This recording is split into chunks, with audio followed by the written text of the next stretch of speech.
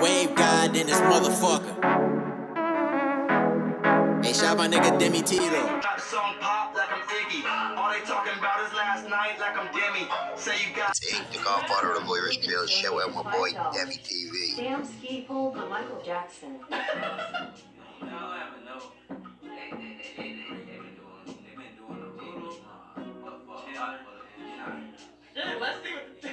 Let's see what the chat thinks. Let's see. Cause that nigga Demi was like, I'm king. What's up, Dean family, Dean Nation? Today we doing a human anatomy video. You feel me? The science of hydration. How much water you should be drinking or consuming. You feel me? We're gonna get into it. You can educate us on this type of topic. You feel me? And hope you guys like this and enjoy it. Hope you guys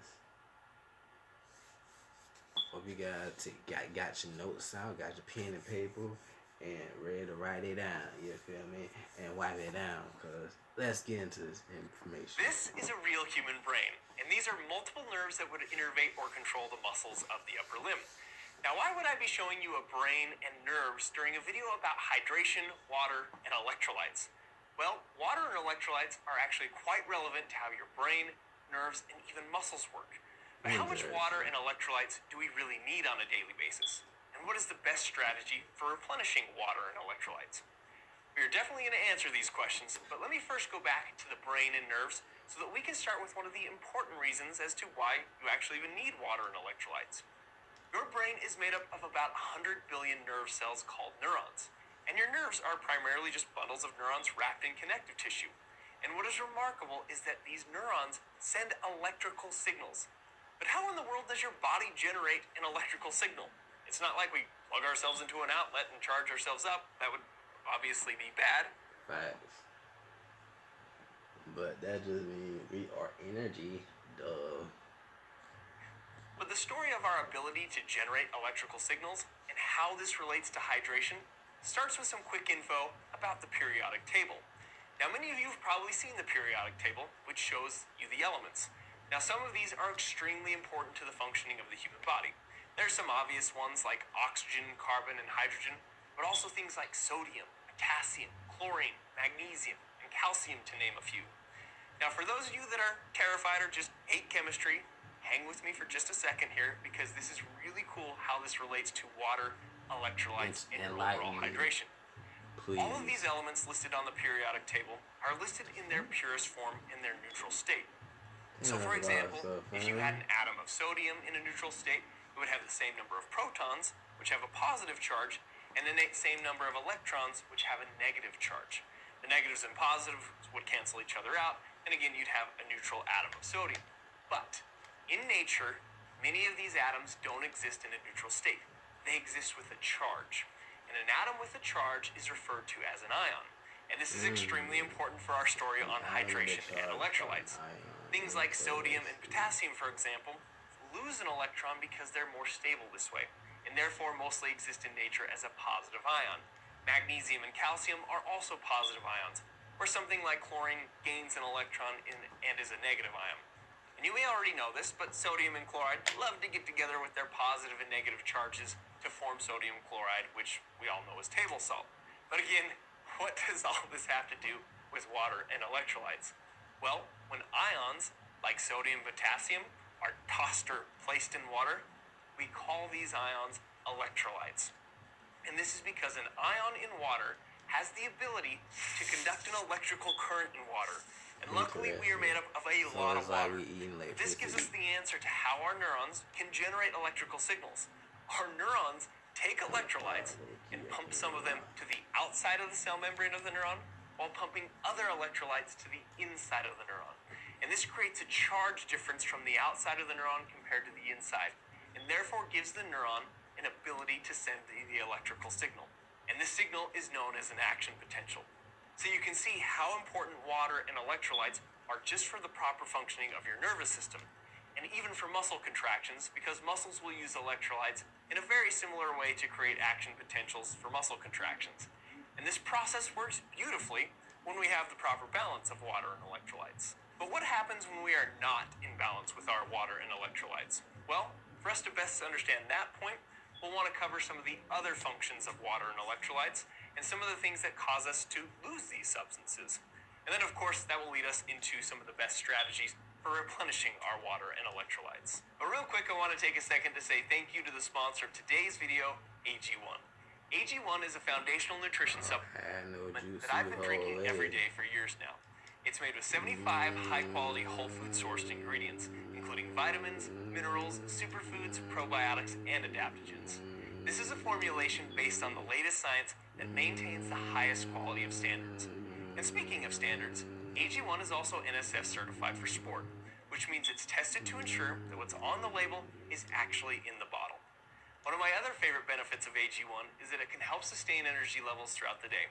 And since I'm quite selective about my caffeine intake throughout the week, this has definitely been a bonus for me. It's also ridiculously easy to make. All you do is take 1 scoop, add 8 ounces of water, shake it up, drink it down, and carry on with your day. And I really do believe that the more you can streamline and simplify your health routine, the more likely you are to adhere to it. And getting so many high-quality ingredients in just 1 easy scoop certainly helps one to streamline their routine. So if you're interested, go to drinkag1.com/humananatomy, and they'll give our audience a free 1-year supply of immune-supporting vitamin D3 plus K2, as well as 5 free travel packets with your first purchase. That information and the link will also be in the description below. So let's quickly talk about some other important reasons why we need water and electrolytes, and then we can talk about what happens when we get out of water balance, and then of course rehydration strategies. Water is the universal solvent, meaning substances dissolve in water, and water provides a medium in which many of the body's chemical reactions take place and is therefore critical for these physiological processes. Water also acts as a transport medium, as it's a major component of the blood, and is also essential for thermal regulation, maintaining that proper temperature throughout the body. And this will be especially important when we talk about cooling off the body through sweat in just a minute. Water also helps to provide moisture for certain tissues and structures, and even provides protection or a form of cushioning as cerebral spinal fluid for the brain and as fluid found in cartilage and joints. Electrolytes not only allow our neurons to function properly. That water and so much shit for fam. Damn, you be great. Be grateful for water shit. H2O, hot quality shit, no water boy shit. You feel me? Yeah.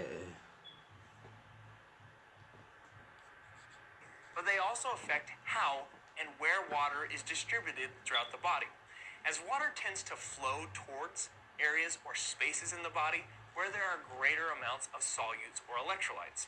And there are pretty much 3 main places where you find water throughout the body. You find it in the intravascular space, which is to say inside the blood vessels as plasma, and this accounts for about 7% of the total body water. You also find it in the intracellular space, which would be inside the cells, and this accounts for the largest amount of body water at about 66%. I guess that's why they say we 90% water or some shit like that, because what the fuck? And you also find it in the interstitial space, which is the area between the blood vessels and the cells, which accounts for about 26% of total body water. And how water is distributed throughout the body is really helpful to help you understand certain scenarios, like with water distribution issues or with water and electrolyte imbalances.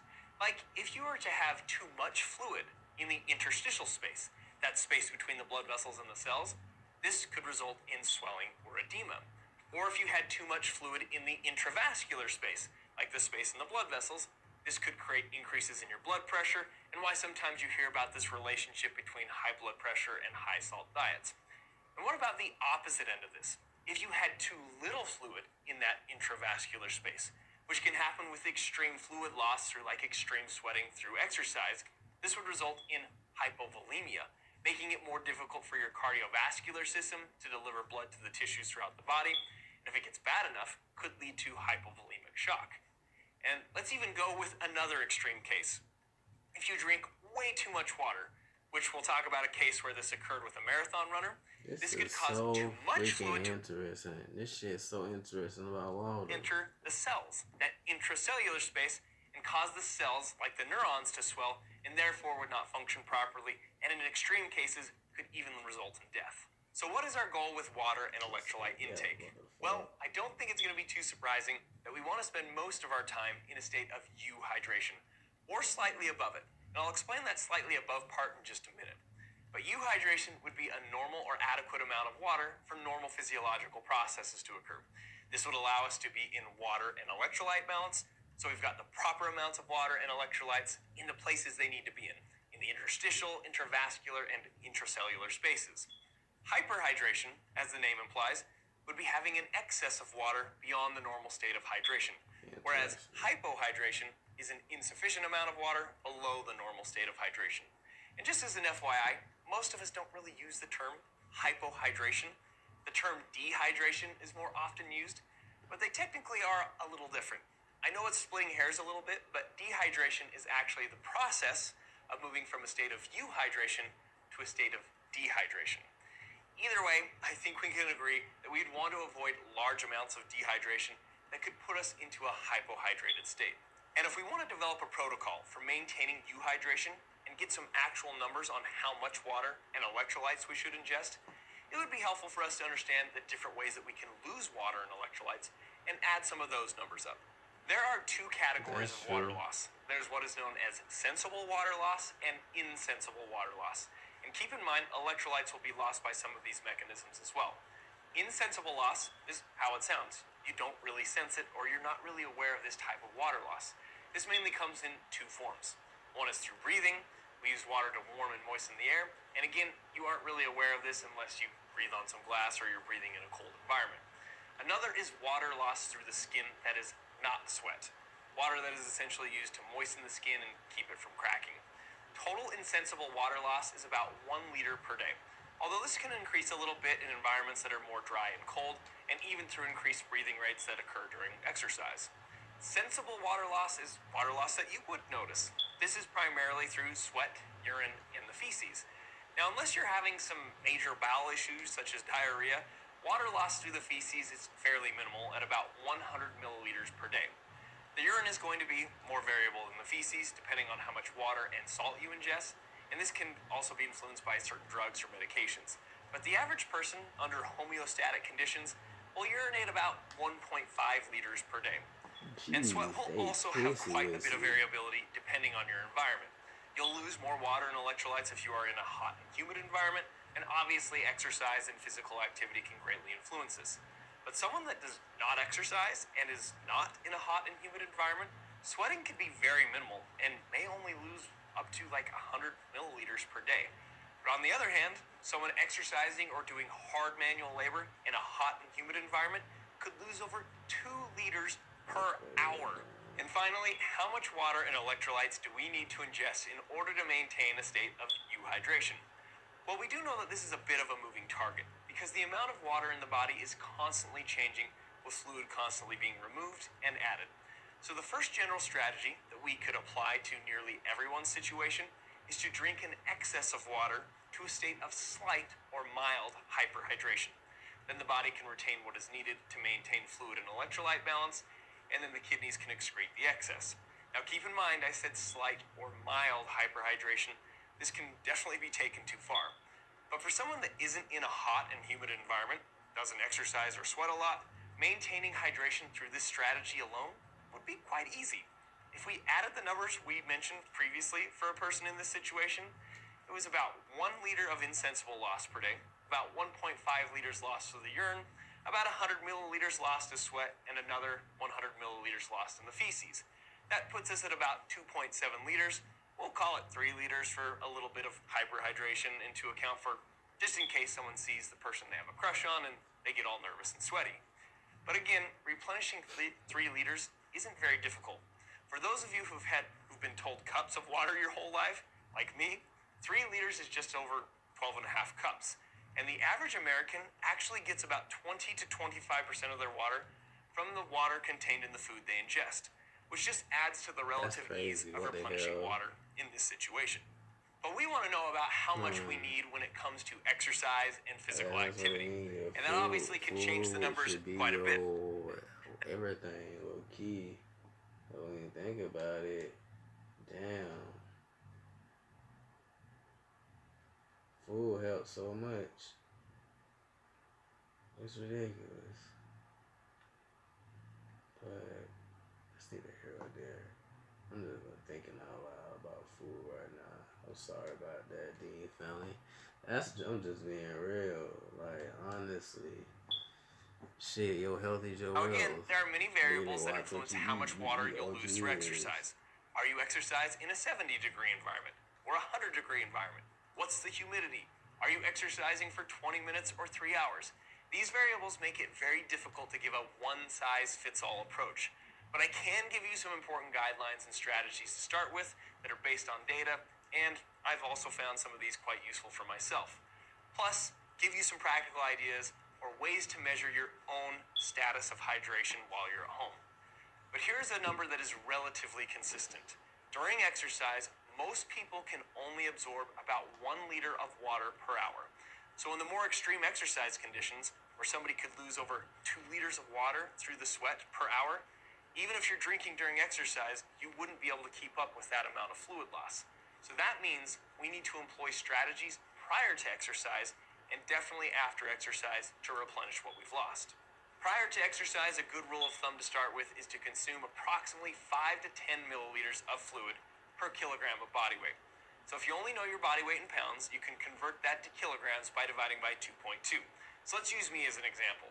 I weigh 185 pounds. Dividing that by 2.2 gives us... Okay. Okay. Okay. That's how you do it. Okay. I guess. Kilometers. Okay. So that means you don't really need that much water. For real, for real.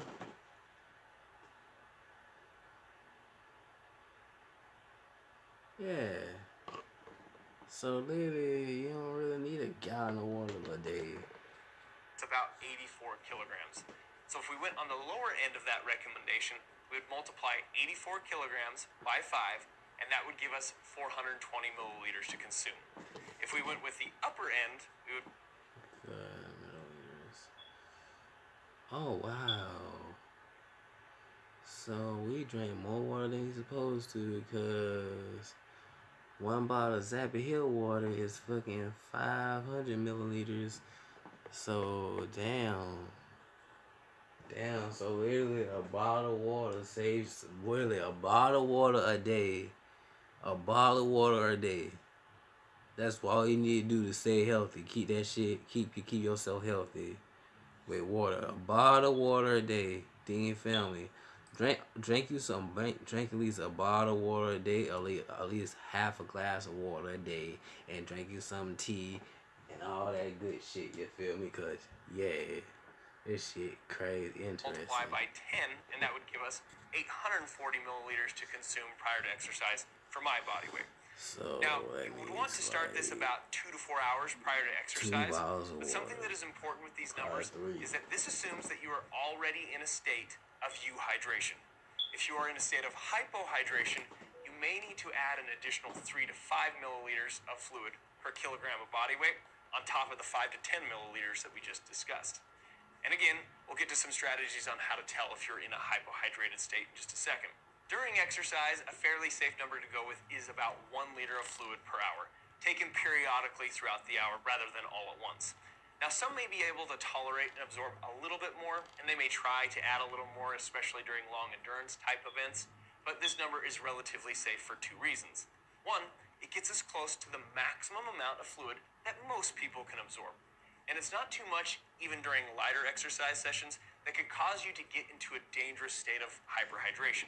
And this is assuming you have healthy and functioning kidneys and that you didn't drink excessive amounts of fluid prior to exercise.